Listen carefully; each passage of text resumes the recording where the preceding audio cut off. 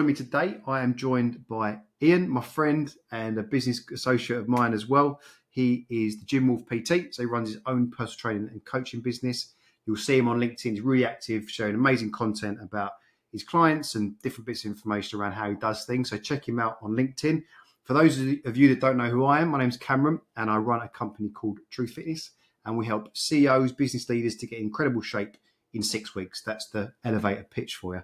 So today I'm going to have a chat with Ian, ask him a few questions around fitness and health and business, because, you know, as a company, what we do, we have a lot of business people. So business and fitness kind of, you know, amalgamate. So the question is going to be around those two subjects.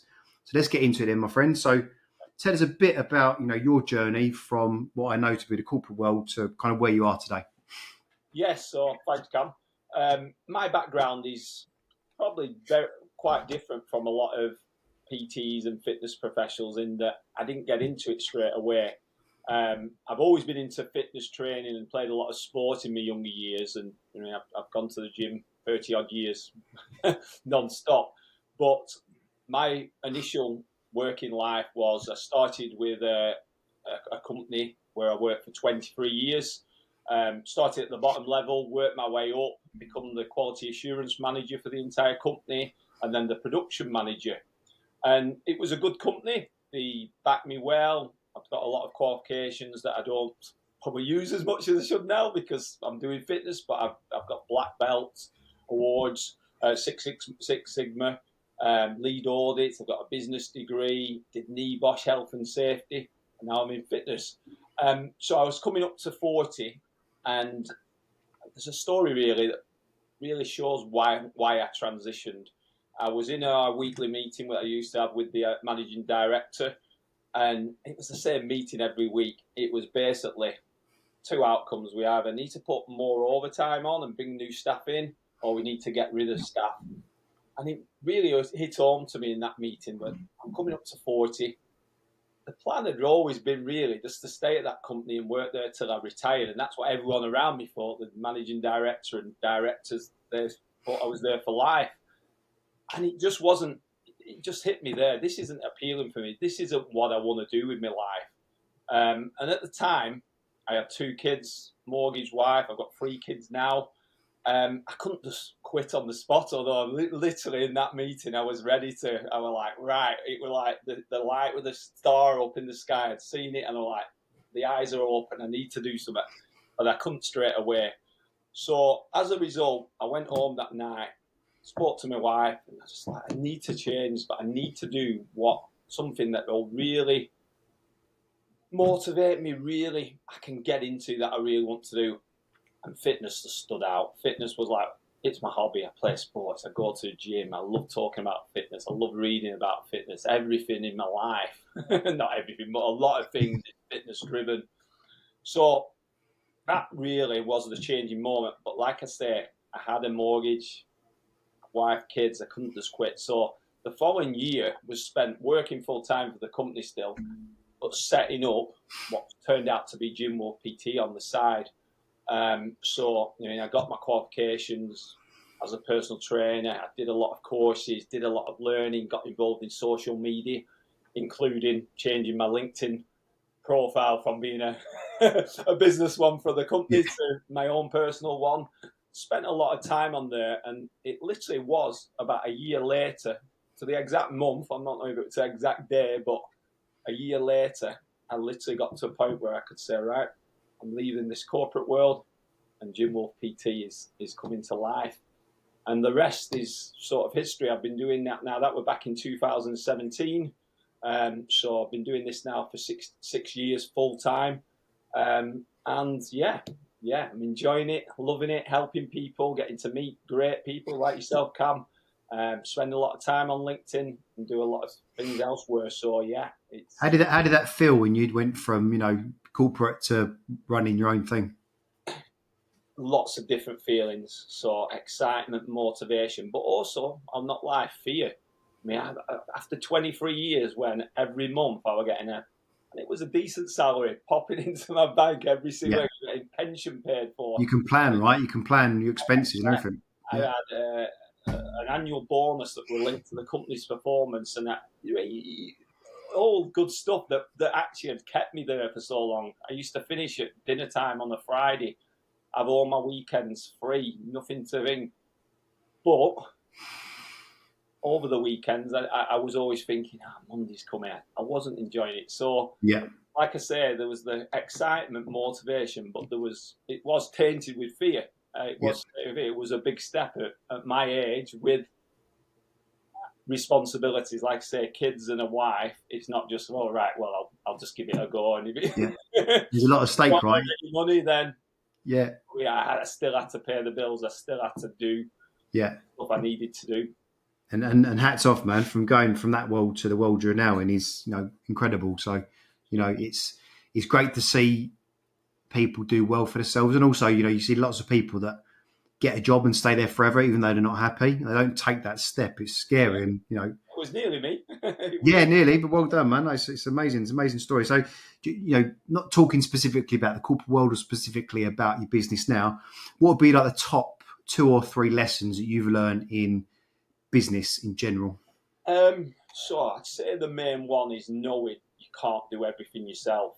And literally, like I said, when I went full time on Jim Wolf PT, I did believe that I could do everything. I believed that I was the accountant, I was the social media guy, I was obviously the coach, I was the video guy, I was everything.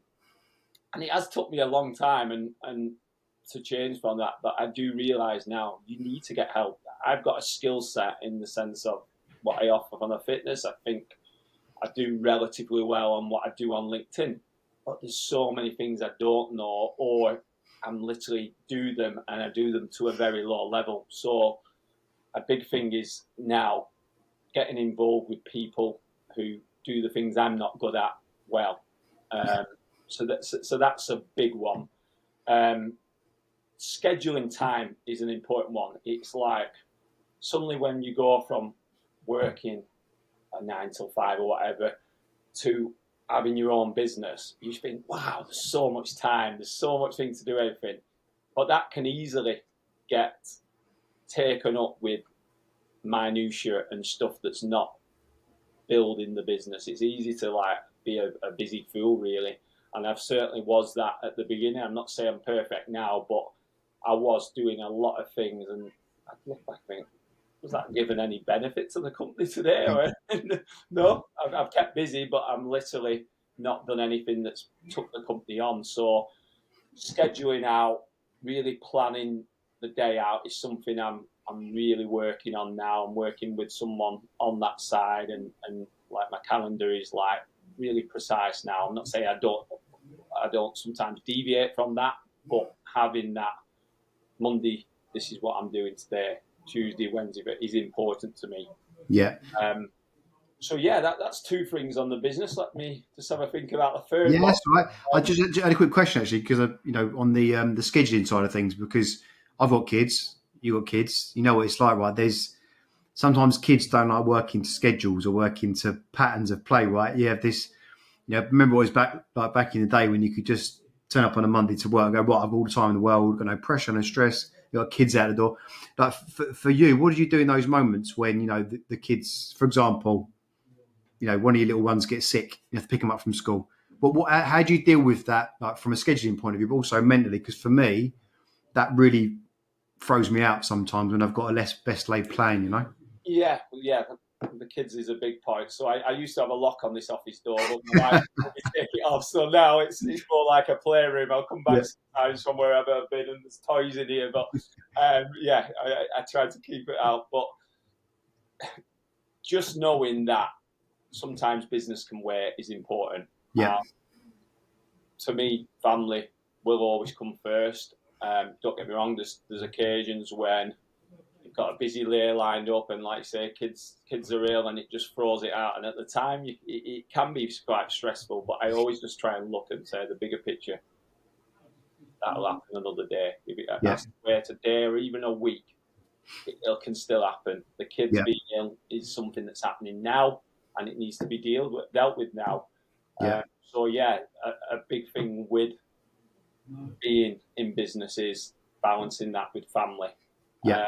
And again, I'd still say I'm a work in progress in that, where I have had the times where I've literally just said, right, I'm in my office, I'm going to stay in here till 6, 7 o'clock, and neglecting the kids sometimes. And I'm really actively trying to change that, where I say, right, at this time, on this day, I finish, and then it's family time, and not Yeah. deviate from that, because Yeah. I've got pretty young kids. My oldest is 14, the youngest is 5, got an 11-year-old boy. I won't get that time back. So getting that Yeah. balance is very, very important to me. And I do feel lucky in the sense that my old corporate job, I used to work, like I say, it wasn't the 9 till 5, it was usually 8 till 5. I'd go to the gym before that. So I wasn't seeing my kids in the morning. My oldest son, I never used to take him to school. Whereas now I get to take my daughter to school every single morning, which Yeah. is a privilege for me. Yeah. Because the thing is, that like you said, you make a really good point there. Those times you can't get them back. When they're grown up and they're all at school and they're doing their own thing, like, in their secondary school, you got more time than for business, right? So it's important. Yeah. I think you got the balance really, really well. So, I mean, we're both lucky because we kind of work from home or work from local to home. Yeah. So that's, I don't think you can underestimate how amazing it is. And I often catch myself and go, you're a lucky bastard. Like, don't be too hard on yourself. You're doing all right. So appreciate you sharing that, man. So, just for you then, because obviously I know we're both in the fitness industry, and people often look at what we do and assume that we find it really easy, and assume that because we're in the industry, it just comes naturally, and we're in the gym every 30 seconds, etc. What is the biggest challenge for you? Getting in the gym, staying healthy, eating right. We've alluded to the kids and scheduling. What's the biggest challenge for you, do you think? It is time. There's no getting away from it. It is time. And people who follow me on LinkedIn might sometimes see me posting about my morning routine, and they might go, oh, "Who's this guy going on about it again? Getting up early." I do what works for me, and I'm not saying that will work for everyone. I get up extremely early, and don't get me wrong, whatever people think, I don't wake up in the morning and go, "Wow, yes, I'm ready to." Well, you mean you don't really want to get up early, no? You don't really enjoy it?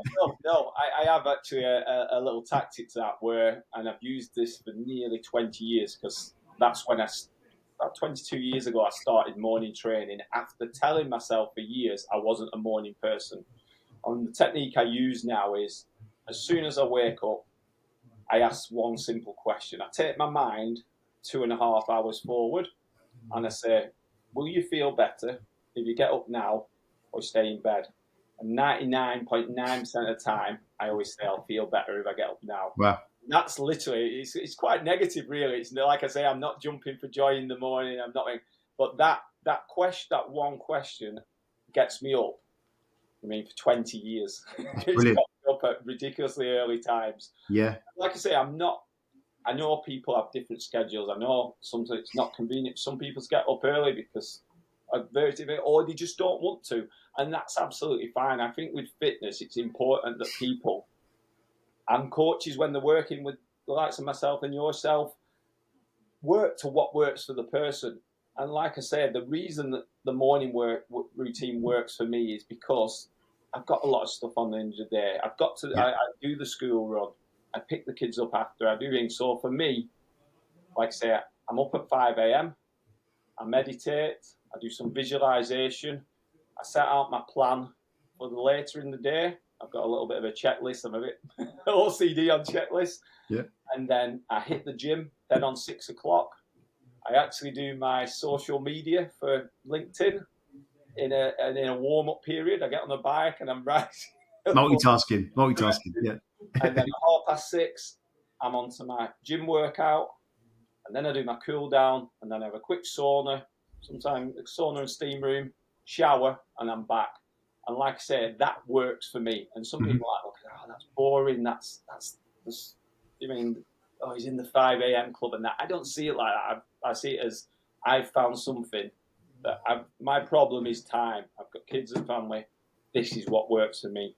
Yeah. For anyone, I think it's finding what works for them. And the other thing is, what works for them now might not be what works for them in 6 months. Yeah.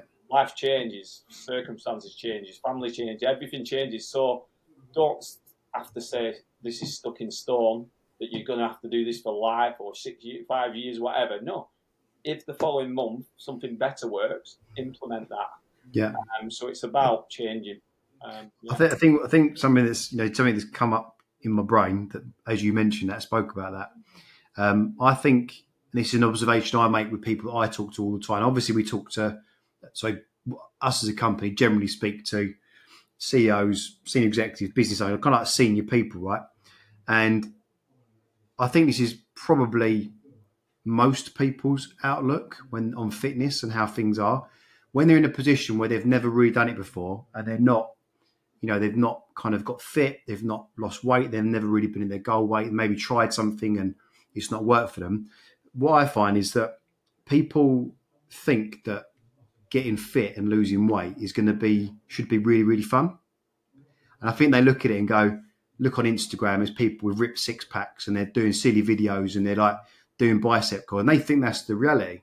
Yeah. And the reality is just what you've just said. It's like, I've got kids, I'm really busy, I don't have the time to train in the day, so I've made it a priority.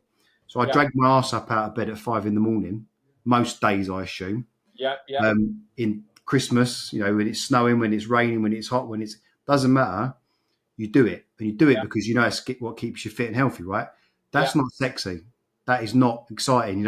If you used to create a program called Get Yourself Up Early, Drag Yourself Out of Bed is really depressing, you ain't going to sell many programs, right? But that is the reality. And I think a lot of people, they look at what their journey is going to look like and they think it's going to be easy, it's going to be fun, it's going to be really simple, it's going to be... The reality is there's going to have to be some kind of trade-off. And based on what you just said about, the early mornings, in my experience, I think most people would benefit from training first thing because it means that it's done. They've done it ahead of the day. And like you mentioned, you made a really good point on how am I going to feel in 2.5 hours time, right? If you get a workout in, chances are the rest of your day, you're going to make better choices. Absolutely. So it's really, really powerful that what you just said. But I think it's testament to you, the fact that you're doing it all the time and you've got kids and staying fit and staying healthy. I think people could learn a lesson from that. And I think we should make a clip out of the 2.5 hour quote. I think we've got to steal that one. Yeah, that was amazing, man. Powerful. Like I say, some people look for the positive in everything. And to me, that is quite a negative thing. I literally look at it as like, you're going to feel bad if you don't do this. But that's what pushes me or pulls me. And again, it's about finding what works. But you're all right. There is a lot of people on Instagram and like this celebrity thing of, yes, we jump out of bed smiling, the birds are tweeting, it's sunny every day, and we feel great and that. Life's not like that. It's not to say that we can't make programs that are as best that they can for that person, but there's no getting away from there's going to be some hard work. However, on the flip side, that I don't know about yourself, but I get a lot of people who contact me and they often see the extreme side in what they will have to give up and that. So I'll have some people say to me, "Oh, I'd love to do your program, but I don't want to give up drink." And I say, "Well, has anyone ever said you have to give up drinks for a program?" Again, it all depends on goals. If someone says, "Oh, I want to be up on stage in 6 weeks' time, rips, and I'm doing a competition," then yeah, they're probably going to have to give up alcohol and a lot of other things. But if someone says, "Look, I'm going on holiday in 6, 8, 10 weeks' time, I want to feel better, look better," that doesn't mean cutting out absolutely everything they want. It's about getting that balance. But yeah, you're right. You have to put some work out. You have to make some changes. Yeah. You've got to, and those changes soon become the norm. It's that short term where people first make the change and if they overthink about, "Oh, I'm not able to do this. I'm having to give this up. I'm being punished." That's the worrying side for people. I think they're looking like they'll most likely fail if that's the way they're thinking. If too restrictive, right? Yeah. I hear you, man. I hear you. Okay, then just finally, because I was trying to keep these videos kind of like 20, 25 minutes ish, because people might get bored listening to us. But just a final question. Quite a deep one, so get yourself ready. What would you like to be remembered for? What kind of legacy would you like to leave behind? That is quite deep, isn't it? Went from waking up in the morning to deep Yeah. question. I personally, And a lot of people might think, oh, that's not important. That's not, it's all about the money and that. I do want to be remembered as a good guy who was making a difference, who was making a real difference in people's lives. And whether that's a few hundred people, thousands of people, or millions of people, I don't know yet. But I just want to be known as, he was a good guy. And I'll not be everyone's flavour, but a good guy. He did the right things and he encouraged people to do the right things. If I'm remembered as that by people around who I'm connected on LinkedIn or wherever else, and obviously more importantly my kids and my wife, then I'll be happy. I'll be happy. I think that's commendable, mate. I think people have got big visions of grandeur and all these crazy things they've done, and it's like, well, what's really important? It's just the things you said, really. So, yeah, I appreciate that. I think you're doing a good job so far. So keep going. Well, yeah, you see the people with the Lamborghinis. I'm not that good a driver. I know I'd crash. I'd probably kill myself. They wouldn't insure you, mate. They wouldn't insure you. It all has to be relevant to me. So yeah, it's brilliant. All right then, mate. Well, thank you for your time.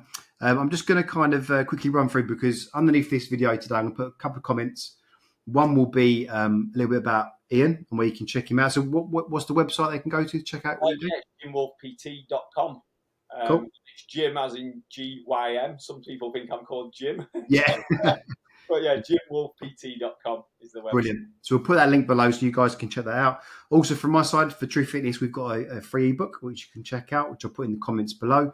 It's essentially the way we do run our programs. The 5 pillars we run a program helps you to get more productive, improve your health in 5 really simple steps. So I'll post those below. And thanks again, Ian, and we'll catch up very soon, mate. No, brilliant. Cheers, mate. Thank you.